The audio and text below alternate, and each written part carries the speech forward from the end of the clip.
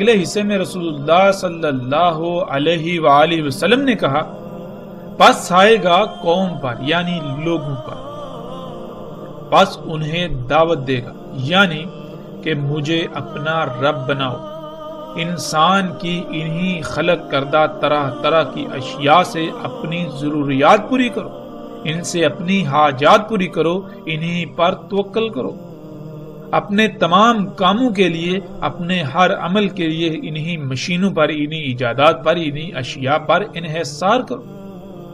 پس وہ اس کی اس دعوت کو تسلیم کر کے اسی کے ساتھ اپنے اعمال کو انجام دیں گے اور اس کی اس دعوت کو قبول کر لیں گے، اس کو قبول کر لیں گے۔ جب ایسا ہوگا تو پس امر کیا جائے گا آسمان کو، پس وہ برسے گا، اور اسی سے امر کیا جائے گا زمین کو، ارض کو، پس وہ اس امر سے اگائے گی۔ ناظرین، اس کی دعوت کیا ہے، کیسے دعوت دیتا ہے، اس کا ذکر دجال کے راس والی روایت میں گزر چکا، اور جو اس کی دعوت کو قبول کرتے ہیں یعنی اللہ پر توکل کی بجائے ٹیکنالوجی پر، انہی ایجادات پر، انہی اشیاء پر توکل کرتے ہیں، تو ان کے لیے آسمان کو کیسے حکم دیا جاتا ہے بارش کا، اور کیسے برستی ہے، اس کا جواب جاننے کے لیے ہم پہلے ایک بنیادی بات کو سمجھ لیتے ہیں۔ اللہ سبحانہ و تعالیٰ نے قرآن میں، اپنے کتاب میں، جو کہ اللہ کی یہ کائنات ہے، اس میں بار بار غور و فکر کرنے کا حکم دیا، اپنی آیات میں بار بار غور و فکر کرنے کا حکم دیا، جو کہ اللہ کی تمام مخلوقات ہیں، اور قرآن کھول کھول کر یہ بات واضح کرتا ہے کہ آسمانوں اور زمینوں میں جو کچھ بھی ہے سب کا سب اللہ کی آیات ہیں، ان سب میں غور و فکر کرنے کا حکم دیتا ہے۔ جب تک ہم غور و فکر نہیں کریں گے تب تک ہم پر یہ واضح نہیں ہوگا کہ اگر دجال آسمان کو بارش برسانے کا حکم دے گا تو وہ کیسے دے گا، اور پھر جب ہمارے پاس علم نہیں ہوگا تو ہمارے لیے سوائے گمراہی کی اور کوئی راستہ نہیں ہوگا۔ ہم لاکھ یہ دعوے کریں کہ ہم دجال کی غلامی نہیں کریں گے، ہم اس کی غلامی کو اختیار کر لیں گے اور ہمیں اس کا علم بھی نہیں ہوگا۔ ہم اپنے خیالاتی اور تصوراتی دجال کے انتظار میں رہیں گے، لیکن حقیقت میں ہم دجال کو اپنا رب بنا چکے ہوں گے۔ ہم میں ایمان کی رائے بھی نہیں ہوگی اور ہمیں اس کا اندازہ بھی نہیں ہوگا، ہم الٹا خود کو قوی مومن سمجھ رہے ہوں گے۔ علم نہ ہونے کی وجہ سے بے بنیاد اور باطل عقائد کو اپنے دماغ میں محفوظ رکھ کر نہ صرف خود گمراہ ہوں گے بلکہ دوسروں کی گمراہی کا بھی سبب بنیں گے۔ اس لیے اگر ہم چاہتے ہیں کہ ہم حقیقتاً ایسے اللہ پر ایمان لائیں جیسے کہ ایمان لانے کا حق ہے، تو ہمیں اللہ کی آیات میں غور و فکر کرنا پڑے گا۔ ہم اپنی ہی ذات میں غور و فکر کریں اور جانیں کہ اگر انسان کو کوئی حکم دیا جائے تو اس کا ذریعہ کیا ہوگا، انسان کو کوئی کام کرنے کا حکم کیسے دیا جاتا ہے۔ اس کے لیے جو بات کھل کر واضح ہوتی ہے وہ یہ کہ بنیادی طور پر انسان کو کسی کام کا حکم دینے کے لیے 3 طریقے ہیں۔ زبان سے حکم دیا جائے یعنی آواز کی صورت میں، لکھ کر حکم دینا، اشارے کے ذریعے حکم دینا۔ ان کے علاوہ کوئی چوتھا ذریعہ ایسا نہیں ہے کہ جو تمام انسانوں میں مشترک ہو۔ چوتھا یا اس سے زائد بھی ہو سکتے ہیں، لیکن وہ صرف انہی لوگوں کے لیے ہوں گے جن میں وہ قابلیت ہوگی اور انہوں نے محنت سے وہ قابلیت حاصل کی ہوگی، جیسے کہ اللہ کا قانون ہے۔ اب اگر آواز کی صورت میں یا لکھ کر کسی انسان کو کوئی حکم دیا جائے گا تو وہ بھی صرف اسی زبان میں ہی دیا جا سکتا ہے جو زبان وہ سمجھنے کی صلاحیت رکھتا ہے۔ یعنی ایسا نہیں ہے کہ آپ کو جو زبان آتی ہی نہیں، جس زبان کو آپ سمجھتے ہی نہیں، اس زبان میں آپ کو حکم دیا جائے تو پھر اگر ایسا کیا جائے گا تو اس حکم کا کوئی فائدہ نہیں ہوگا۔ ایسا حکم نہ دینے کے برابر ہوگا، اس کی حیثیت ایسے ہی ہوگی گویا کہ حکم دیا گیا ہی نہیں۔ مثال کے طور پر اگر آپ کی زبان اردو ہے تو آپ کو اردو میں ہی حکم دیا جائے گا، اور اگر حکم دینے والوں کو اردو نہیں آتی یا پھر آپ اردو کے علاوہ کوئی اور بات نہیں سمجھتے اور اس کی زبان کوئی اور ہے یا اس کا طریقہ کوئی اور ہے، تو پھر اس کے لیے سب سے پہلا کام یہ ہوگا کہ وہ کوئی ایسا ذریعہ حاصل کرے جس میں اس کی بات سمجھ کر آپ تک پہنچانے کی صلاحیت ہو، جسے ہم اردو میں ترجمان کہتے ہیں، کہ وہ اس کی زبان بھی سمجھتا ہو اور آپ کی بھی، اور وہ انسان اس کے ذریعے سے آپ کو حکم دے گا۔ ایسے ہی مثال کے طور پر اگر آپ کو چائنیز نہیں آتی اور آپ کو چائنیز میں حکم دیا جائے تو کیا آپ سمجھ سکیں گے؟ سوال ہی پیدا نہیں ہوتا۔ بالکل اسی طرح آپ کسی جانور کو کوئی حکم دینا چاہیں تو اسی ذریعے سے حکم دیں گے جس ذریعے سے وہ جانور آپ کا حکم سمجھ سکے، نہ کہ آپ اپنی زبان میں جانور کو حکم دینا شروع کر دیں گے۔ جب وہ آپ کا حکم سمجھے گا تو اس پر عمل کر پائے گا، ورنہ عمل کا تو سوال ہی پیدا نہیں ہوتا۔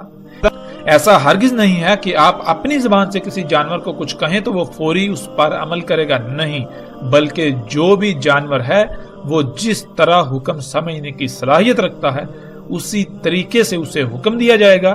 بالکل اسی طرح اللہ کی تمام مخلوقات کا معاملہ ہے۔ اللہ سبحانہ و تعالیٰ نے یہ قانون بنا دیا، اسی قانون کے مطابق اللہ سبحانہ و تعالیٰ اس پوری کائنات کا نظام چلاتے ہیں، اسی قانون کے مطابق اللہ سبحانہ و تعالیٰ تمام مخلوقات کو امر کرتے ہیں۔ یہی اللہ سبحانہ و تعالیٰ کا قانون ہے، یہی اللہ سبحانہ و تعالیٰ کی سنت یعنی طریقہ ہے، اور اللہ سبحانہ و تعالیٰ خود بھی اپنی سنت کے خلاف کام نہیں کرتا، یہ اللہ سبحانہ و تعالیٰ کا قانون ہے۔ دجال آسمان کو حکم دے گا تو آسمان بارش برسائیں گے۔ آسمان فضا کو کہتے ہیں، اگر وہ اس فضا کو حکم دے گا جس فضا سے اللہ سبحانہ و تعالیٰ بارشیں برساتے ہیں تو اسی طرح امر کرنا پڑے گا جیسے اللہ سبحانہ و تعالیٰ امر کرتے ہیں۔ اور اللہ سبحانہ و تعالیٰ کے علاوہ کوئی بھی تب تک آسمانوں کو بارش کا حکم نہیں دے سکتا جب تک کہ اس کے پاس علم اور اسی طرح امر کرنے کی صلاحیت موجود نہ ہو۔ لیکن ایک بات جو قابل غور ہے، رسول اللہ صلی اللہ علیہ وآلہ وسلم نے کہا کہ دجال امر کرے گا آسمان کو بارش برسانے کا۔ اب اس امر کے پیچھے کون ہوگا وہ الگ بات ہے، لیکن جو براہ راست آسمان کو بارش کا امر کرے گا وہی دجال ہوگا۔ آسمان کو بارش برسانے کا حکم دینا تو پہلے وہ علم ہونا لازم ہے کہ کس طرح آسمان کو بارش کا حکم دیا جاتا ہے۔ اللہ سبحانہ و تعالیٰ نے بارش برسانے کا جو قانون بنا دیا اسی کے مطابق ہی بارش برسائی جا سکتی ہے۔ ایسا ہرگز نہیں کہ کوئی انسان یا کوئی بھی ہو وہ آسمان کو اللہ کے قانون کے علاوہ کسی اور طریقے سے حکم دے اور آسمان بارش برسائیں، ایسا ممکن ہی نہیں۔ اگر ایسا ممکن ہوتا تو انسان جب اس معاملے میں اللہ کا محتاج تھا تو اللہ سے دعائیں کرنے کے بجائے خود ہی اپنی زبان سے کہتا کہ آسمان بارش برسا، اور آسمان بارشیں برسانا شروع کر دیتے، جو کہ ہمیں علم ہے ایسا ناممکن ہے۔ تو پھر یہ بات بالکل واضح ہو جانی چاہیے کہ کوئی بھی ہو اگر آسمان کو بارش برسانے کا حکم دے گا تو وہ زبان سے نہیں بلکہ اسی طریقے سے دے گا جیسے اللہ نے قدر میں کر دیا۔ البتہ یہ بات الگ ہے کہ اللہ سبحانہ و تعالیٰ نے قدر میں آسمان کو کب کب اور کتنی بارش برسانے کا قانون وضع کیا جس سے کائنات میں قائم میزان برقرار رہے گا۔ اس کا علم صرف اللہ سبحانہ و تعالیٰ کو ہے، اس کے علاوہ کسی اور کو نہیں۔ البتہ اس کے پاس ہو سکتا ہے جو اللہ کی خلق کی ہوئی پوری کائنات کا علم حاصل کر لے، اور ایسا اللہ کے قانون میں رکھا ہی نہیں۔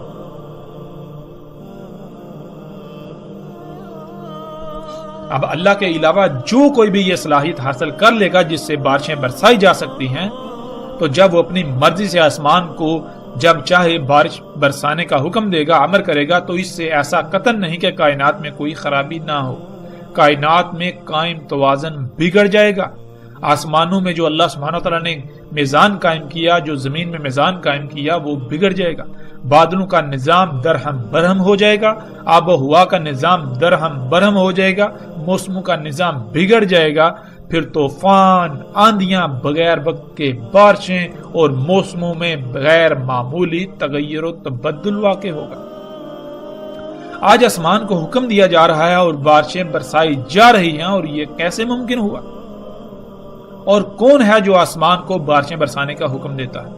وہ یہی مشینیں ہیں، وہ یہی ٹیکنالوجی ہے جسے رسول اللہ صلی اللہ علیہ وآلہ وسلم نے دجال کہا، جسے آج ہم ہارپ کا نام دیتے ہیں، اور اس کے علاوہ ایک دوسرا طریقہ جسے کلاؤڈ سیڈنگ یعنی بادلوں کی بوائی کا نام دیا جاتا ہے۔ ہارپ یہ ایک ایسی مشین ہے جس میں نہ صرف موسموں میں چھیڑ چھاڑ کرنے کی صلاحیت ہے، بلکہ اس کے علاوہ انتہائی غیر معمولی امور انجام دینے کے لیے اس میں صلاحیتیں موجود ہیں۔ اور اس کے علاوہ جو دوسرا طریقہ ہے جس سے بارشیں برسائی جا رہی ہیں، یہ طریقہ انتہائی آسان اور سستا ترین طریقہ ہے۔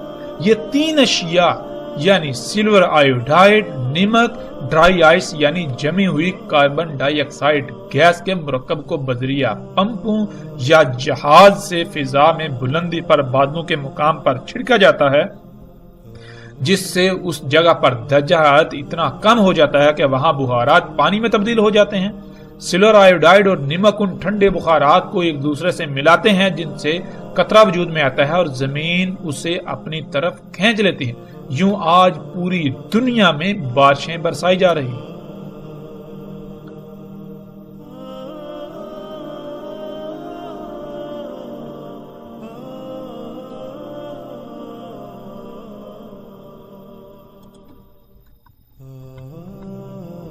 اور پھر رسول اللہ صلی اللہ علیہ وآلہ وسلم نے یہ بھی کہا تھا کہ زمین کو امر کرے گا پس وہ اگائے گی۔ تو پیچھے الحمدللہ ہم نے جان لیا کہ اللہ کی ہر خلق کو ویسے ہی حکم دیا جائے گا جیسے اللہ سبحانہ وتعالی نے قدر میں کیا ہے۔ اس کے قانون کے خلاف کوئی کام نہیں ہو سکتا، تو زمین کو اگر اگانے کا حکم دیا جائے گا تو بالکل اسی طرح حکم دیا جائے گا جیسے اللہ سبحانہ وتعالی حکم دیتے ہیں۔ ایک تو اللہ سبحانہ وتعالی نے بیج کے ڈی این اے یعنی زمین کے اگانے کی تمام اشیاء کے بیجوں میں زمین کے لیے وہ حکم رکھ دیا، وہ معلومات رکھ دی، اور دوسرا اس کے علاوہ جو زمین میں ایسی صلاحیتیں رکھی ہیں جس سے زمین اگانے کے قابل ہوتی ہے، وہ اللہ سبحانہ وتعالی کا امر کہلاتا ہے جس سے زمین اگاتی ہے۔ آج زمین کو نہ صرف حکم دیا جا رہا ہے بلکہ زمین اگا بھی رہی ہے، اور زمین کو یہ حکم فصلوں کے بیجوں میں اللہ سبحانہ وتعالی کے رکھے ہوئے نقشے میں رد و بدل کر کے دیا جا رہا ہے، اور زمین کو اگانے کی صلاحیت بھی خلق کر کے دی جا رہی ہے۔ اور یہ سب کیسے ممکن ہوا؟ صرف اور صرف ٹیکنالوجی کی وجہ سے، انہی مشینوں، انہی ایجادات کی وجہ سے جنہیں محمد علیہ السلام نے، محمد رسول اللہ صلی اللہ علیہ وآلہ وسلم نے دجال کہا۔ آج پوری دنیا میں زمین سے نباتات اگانے کے لیے زمین کو امر کیا جاتا ہے، اور جس سے امر کیا جاتا ہے وہ یہی ٹیکنالوجی ہے، یعنی جدید سائنسی ایجادات جنہیں ہم ایگریکلچر ٹیکنالوجی کا نام دیتے ہیں۔ کھیتی باڑی میں موجودہ اور آئندہ آنے والے تمام کے تمام ذرائع جو غیر فطری ہیں، جن میں مختلف مشینری، کھادیں، ادویات، سپرے اور کئی قسم کے کیمیکلز اور جنیاتی بیج وغیرہ شامل ہیں۔ اور ناظرین، وہ تمام کے تمام انسان جو کھیتی باڑی سے تعلق رکھتے ہیں، جو کسان ہیں، وہ غور کریں کہ کیا انہوں نے دجال کو اپنا رب نہیں بنایا ہوا؟ کیا وہ نباتات اگانے کے لیے، فصلیں اگانے کے لیے اللہ سبحانہ وتعالی پر جس کا اللہ نے حکم دیا یعنی فطرت پر انحصار کرتے ہیں، فطرت پر قائم ہیں، فطرت پر توکل کرتے ہیں، یا پھر وہ فصلیں اگانے کے لیے اسی ٹیکنالوجی پر، انہی ایجادات پر توکل کرتے ہیں؟ وہ زمین سے اگانے کے لیے کھادوں پر توکل کرتے ہیں، وہ زمین سے بہتر فصل کے لیے انہی ادویات پر، انہی سپرے اور طرح طرح کے کیمیکلز پر توکل کرتے ہیں؟ کیا وہ فطرتی بیج استعمال کرتے ہیں یا پھر جنیاتی بیج، جینیٹیکلی موڈیفائڈ بیج، بہتر اور زیادہ پیداوار کے حصول کے لالچ میں؟ تو کیا آج آپ دجال کو اپنا رب نہیں بنا چکے؟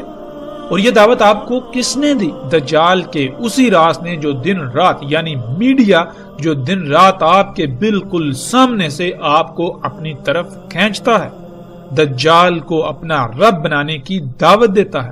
وہ فطرت کی بجائے انہی مشینوں پر توکل کرنے کی دعوت دیتا ہے، انہی ایجادات پر، انہی اشیاء پر توکل کرنے کی دعوت دیتا ہے جن کو انسان نے اپنے ہی ہاتھوں سے اللہ سبحانہ وتعالی کے مقابلے پر خلق کیا۔